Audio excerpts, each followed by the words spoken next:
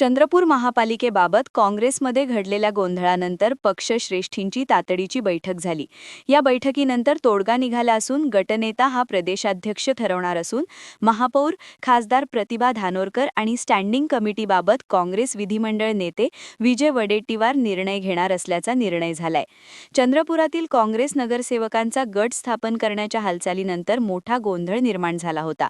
याबाबत महाराष्ट्र काँग्रेस प्रभारी रमेश चेन्नीथलाजी, प्रदेशाध्यक्ष हर्षवर्धन सपकाळ, खासदार प्रतिभा धानोरकर आणि काँग्रेस विधिमंडळ नेते विजय वडेट्टीवार यांची बैठक पार पडली।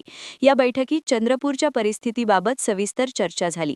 चंद्रपूर महापालिकेत महापौर पदाची जबाबदारी चंद्रपूरच्या खासदार प्रतिभा धानोरकर यांनी घेतली असून चंद्रपुरात जे समर्थन देतील त्यांना उपमहापौर देण्याबाबत निर्णय झाला आहे। गेली 25 वर्ष काँग्रेस पक्षासाठी काम करत असताना पक्षासाठी जे योग्य तो निर्णय घेणार असल्याचे वडेट्टीवार म्हणाले। पक्षाचा नेता म्हणून संयमी भूमिका घ्यावी लागते। कोणी टीका केली, शिव्या दिल्या तरी आपले काम करावे लागते। यावेळी देखील पक्षासाठी 2 पावलं मागे घेतल्याचे काँग्रेस विधिमंडळ नेते विजय वडेट्टीवार यांनी नागपुरात माध्यमांना उत्तर देताना स्पष्ट केले।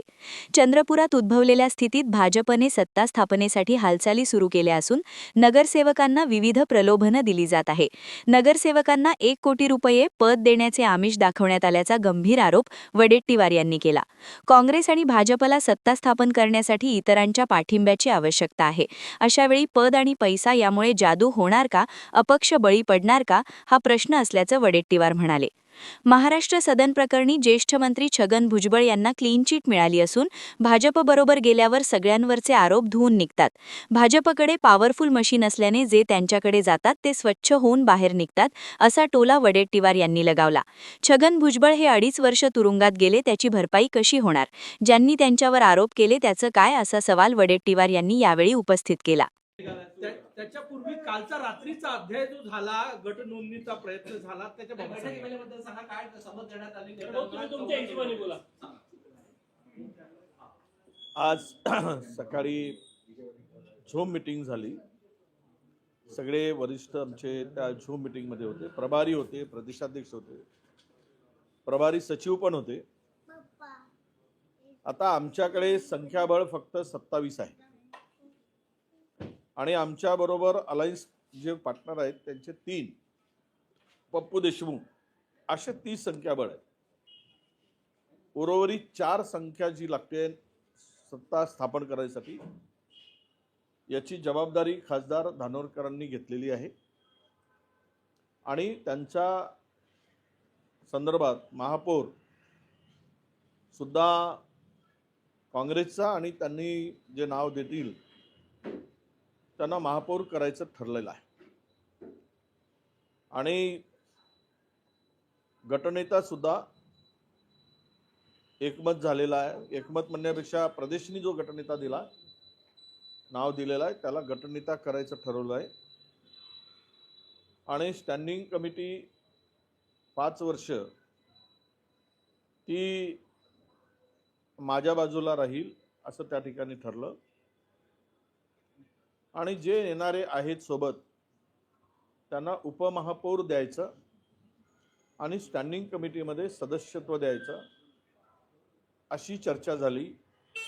आता ह्याला लागणार जे काही संख्याबळ आहे ते खासदार जुळवणार आहेत आणि त्यानंतर सत्ता स्थापनेचा कार्यक्रम आल्यावर आम्ही दावा करू आणि महापौर हा काँग्रेसचा होईल, यामध्ये मला वाटतं काही आता अडचण नाही। काल जो गटनेत्याचं नाव खासदार धानोरकर यांनी दिलं, आडमाले यांचं, ते प्रदेशाकडून आलेलं होतं की स्वतःच दिलं होतं, त्याबाबत क्लॅरिटी नाही, एकमत झालेलं नव्हतं आणि ते नाव खरं म्हणजे त्यावर चर्चा सुरू होती आणि सगळे मिळून आपण गट तयार करायचं असं त्यावेळेस ठरलं होतं, परंतु धानोरकरांनी माझ्या माहितीप्रमाणे वेळ घेतली कमिशनरची आणि गटस्थापनेचा दावा केला, अशी माहिती माझ्याकडे आहे।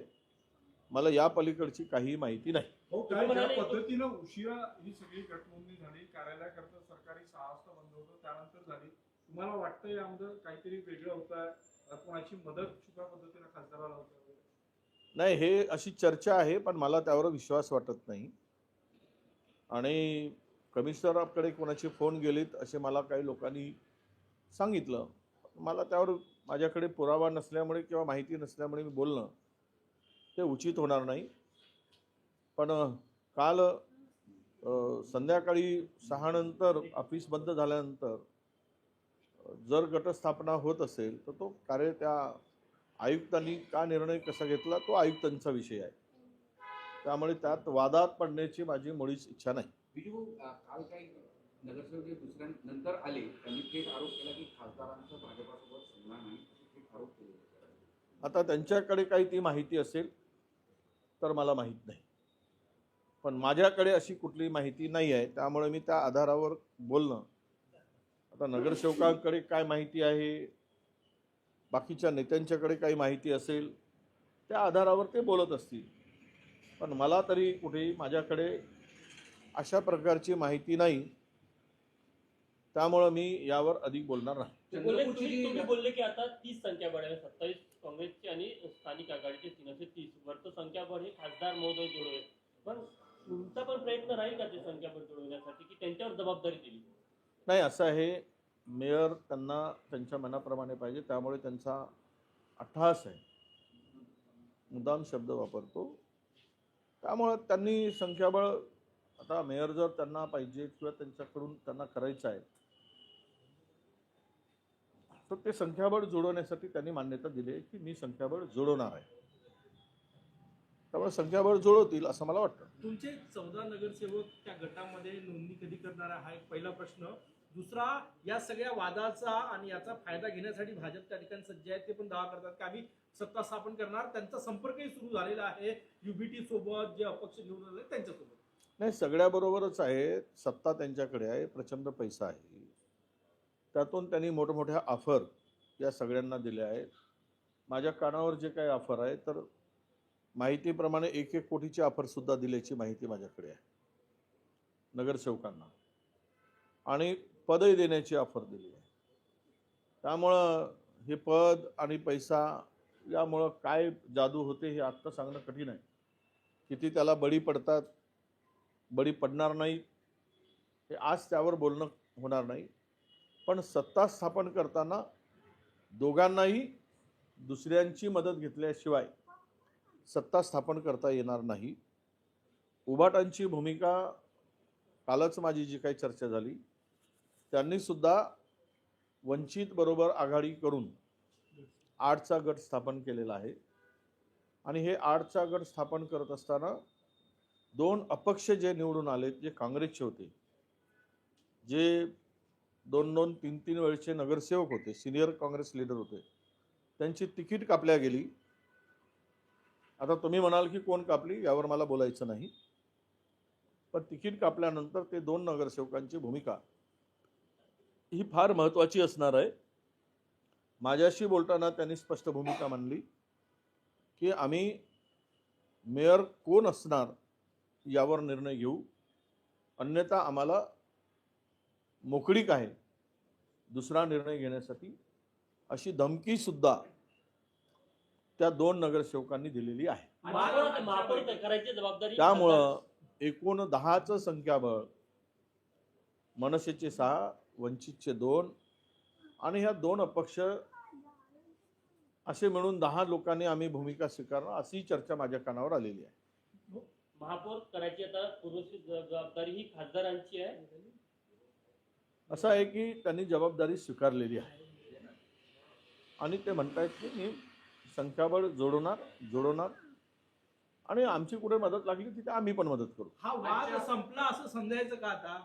मला तरी वाटतं की आत्ता तरी या वादावर पडदा पडलेला आहे. हायकमांडच्या सूचनेनुसार प्रभारी आणि प्रदेशाध्यक्ष यांच्याबरोबर झालेली झूम मीटिंग आत्ताच पार पडली आणि त्यामध्ये या वादावर पडदा पडला असं मी मानतो. काल नंतर आलेले नगरसेवक जे होते त्यांची मांडणी होती की किती दिवस ही संयमित भूमिका राहणार, त्यावरून त्यांची चर्चा सुरू होती. त्यांच्यातली खतखत त्यांनी व्यक्त करून दाखवलेली. नाही, असं हे स्वाभाविक आहे, पण नेता म्हणून संयमी भूमिका ठेवावी लागतं. मी पार्टीचा महाराष्ट्रातील एक प्रमुख नेता आहे. कोण काय बोलतं त्यावर फार लक्ष देण्याची गरज मला वाटत नाही. आणि आम्हाला संयम ठेवावाच लागतो. आम्हाला कोणी जर अबे म्हटलं तर त्याला आम्ही तारे म्हणू शकत नाही. शिवी ऐकून आम्ही पुढे जाऊ, कारण नेता म्हटल्यानंतर हे आरोप होत असतात. आणि त्यामुळं यावर एकूणच राजकारणाची आजची बदललेली दिशा, प्रामाणिकपणा, इमानदारी, बेईमानी, हे सगळ्या गोष्टी खूप मोठ्या प्रमाणात आता सगळ्या गोष्टी चाललेल्या आहेत. पण एक आहे की जे काही ठरलं आहे याच्या आजच्या मीटिंगमध्ये, एक कोऑप मेंबर त्यांचा राहील, एक कोऑप मेंबर, 2 कोऑप मेंबर येतात. आणि या मिनिट्सचे मीटिंगसुद्धा होतील. मीटिंगमध्ये जे ठरलं आहे त्या पद्धतीनं चंद्रपूरचा महापौराचा प्रश्न सुटेल. या- जो गटनेता निवडला गेला तो आता तुम्हाला मान्य आहे का? जो नाही, गटनेता यापूर्वी- काल निवडला गेला तो तुम्हाला मान्य आहे का? यापूर्वी पण ठरलं होतं, पण खासदार धानोरकर यांनी ते ऐकलेलं नाही, म्हणून आता ऐकेल याची काही गॅरंटी आहे का? नाही, आता तुम्ही जो प्रश्न केला खासदार धानोरकर ऐकणार नाही ऐकणार, तो आता हायकमांडच्याकडे चेंडू आहे. ऐकतील नाही ऐकतील हायकमांडचं ते त्यांनी ठरवायचं आहे. मला तर हायकमांड जे सांगतील ते मला मान्य आहे, कारण मी पक्षाचा शिपाई आहे. गेली 25 वर्ष मी पक्षात काम करतो आहे, 24 वर्ष. त्यामुळे या 23-24 वर्षामध्ये एक प्रामाणिक कार्यकर्ता म्हणून काम केल्यामुळे या पदापर्यंत मी पोहोचलो आहे. मला पद, सत्ता महत्त्वाची वाटत नाही, मला पक्ष महत्त्वाचा वाटतो. आणि पक्षासाठी 2 पावलं मागे जाण्याची माझी तयारी आहे, म्हणून ही भूमिका मी स्वीकारतो. सुधाकर अडबाले तुम्हाला गटनेता तुम्हाला मान्य असेल का? सुधाकर अडबाले जो गटनेता निवडला तो मान्य आहे का? आडबाले. सुधाकर अडबाले नाही, सुधाकरचा भाऊ. सुरेंद्र अडबाले आहे. आता प्रदेशाध्यक्षांनी जर तो निर्णय घेतला असेल तर तो निर्णय आम्हाला मान्य राहावा लागेल आणि आम्ही मान्य करू. हो, महाराष्ट्र सदन घोटाळ्यामध्ये छगन भुजबळ यांना क्लीन चिट मिळालेली आहे. नाही, जे जे भाजपसोबत आहेत त्या सर्वांना भविष्यात क्लीन चिटच मिळत जाणार, कारण भाजपची खूप पॉवरफुल मशीन आहे. ज्या मशीनमध्ये जे घुसतात ते स्वच्छ होऊन निघतात. हे आत्तापर्यंत प्रूव्ह झालेलं आहे. आणि त्यामुळं यात काही नवीन आहे असं मला वाटत नाही. जे 2.5 वर्ष त्यांचे जेलात गेले त्याची भरपाई कशी होणार, त्याची जबाबदारी कुणाची असणार, जे आरोप करून ज्यांना टाकलंय त्यांची काही नैतिक जबाबदारी आहे की नाही, यावरही जनता विचार करेल. भाऊ, अकोल्यामध्ये महाविकास आघाडीत फूट पडलेली आहे. शरद पवार गट हा भाजपसोबत गेलेला, त्यामुळे भाजपचा महापौराचा आठवड्यात म्हणजे जवळपास स्पष्ट झालं. नाही, म्हणून म्हणतो आता काय बोलावं, कोण कुठे जाईल, कोण काय करेल. त्यामुळे आज तरी जे राजकारणाची 2014 पासून ऐशी तैशीच झालेली आहे. ना आयडिओलॉजीवर विचार पुढे पक्ष चालतो आहे, ना वैचारिक अधिष्ठान राहिला आहे, वैचारिक प्लॅटफॉर्म राहिला आहे. सत्ता, संपत्ती, दलाली, ठेकेदारी हेच आता राजकारणाचं समीकरण होऊन बसलं आहे. हे देशासाठी, जनतेसाठी फार दुर्दैवाची गोष्ट आहे असं मी मानतो. आणि जे काही अकोल्यात झालं आहे किंवा इतर ठिकाणी होते आहे, हे राजकारणाचं किंवा राजकीय, वैचारिक, सामाजिक सर्व दृष्टीनं अधपतन होताना मला दिसते आहे. त्याचा एंड काय होईल तर जनतेचा एक दिवस राजकीय लोकांच्या संदर्भात असलेला राग रस्त्यावर येईल आणि त्यावेळेस याचं उत्तर देताना लोक जे राजकारणात हे धंदे करून पुढे आले त्यांना अडचणीचं ठरेल असं मला वाटतं. भाऊ, मुंबईमध्ये समीकरणं जोडल्याशिवाय ते करणार नाही. त्यामुळं तारखा पुढे ढकलणं काय, मागे घेणं काय, कारण निवडणूक आयोग हा आता नाम मात्र राहिलेला आहे. त्यांना स्वतःची भूमिकाच राहिली नाही. सत्ताधारी ठरवतात ती भूमिका निवडणूक आयोगाची असल्यामुळे समीकरणं सत्तेचे जुळल्याशिवाय निवडणुका होणार नाहीत हे यातून आता दिसलेलं आहे. आज जी मीटिंग झाली भाऊ, त्या मीटिंग मध्ये एक पाऊल तुम्ही मागे घेतलं, खासदारांनी एक पाऊल मागे घेतलं, काही समज देण्यात आली आणि काल जो प्रकार झाला त्या संदर्भात जबाबदार कोणाला करण्यात आलं, काय ठरलं आजच्या meeting? नाही असं आहे की मी एक पाऊल मागे घेतलं, दुसरे कोणी मागे घ्यायला तयार नाही. नेता म्हणून मलाच मागे घ्यावं लागतं आणि मी घेत राहील पक्षासाठी. कारण जे काही आहे, वाईट दिवस असू देत, चांगले दिवस असू देत, आज पक्ष हा फार वाईट स्थितीतून चाललेला आहे. अशा स्थितीमध्ये फार काही कठोर भूमिका घेऊन पुन्हा पदरात काही अधिक पाडून घेण्यापेक्षा ठीक आहेत, कार्यकर्त्यांच्या भावना या तीव्र आहेत. आता त्या निवडणुका होतील त्यावेळेस त्यांच्या भावना ते प्रगट करतील, त्या भावना बोलून दाखवतील. पण आजच्या स्थितीतून पक्षाला बळकटी देण्यासाठी एक नेता म्हणून माझी भूमिका मी 2 पावलं मागे घेण्याची स्वीकारली. जिल्हा परिषद निवडणुकीत परत 2 पवार एकत्र आले आहे. संजय राऊत बोलले की पुढे ते महाविकास आघाडीमध्ये. मला वाटतं की महाविकास आघाडी म्हणूनच एक मोड चांगली बांधली पाहिजे. सर्वांना घेऊनच या जिल्हा परिषदांना सामोरं गेलं पाहिजे. तरच यामध्ये महाराष्ट्रातील जिल्हा परिषदामध्ये काही प्रभावी काम होऊ शकेल. भाऊ, तुमच्यातलेच काही नगरसेवक जे आहे, जे झालं काल, तुमचा आजचा निर्णय झाला, हायकमांडचा निर्णय झाला, हा काही नगरसेवक नाराज आहे, वेळेवर काही वेगळी भूमिका पण घेऊ शकते, जे ठरलं आहे ते मान्य नसेल तर. नाही, आम्ही त्यांची समजूत घालू. महापौरपद मिळवणं ही काही आमच्याकडे पूर्ण क्लिअर मेजॉरिटी आहे अशातला भाग नाही. त्यामुळे यामध्ये तोडगा काढत असताना किंवा मार्ग काढत असताना मध्यम मार्ग काढावा लागतो आणि अशा स्थितीत आम्हाला त्यांची समजूत घालावी लागेल. आम्ही समजूत घालू. पण आमच्याकडे असलेली सर्व जी काही मंडळी आहेत ती वैचारिक सामाजिक बांधिलकी असलेली आहे, आयडिओलॉजीशी जुळलेली आहे, बहुजन समाजातून निवडून आलेली मंडळी आहे. त्यामुळे मला कुठेही अशा प्रकारची चिंता वाटत नाही. आणि मी सांगितलं की दोघांनाही महापौर करणं, त्यांना भाजपला असू दे की काँग्रेसला असू दे, फार कसरत करावी लागणार आहे.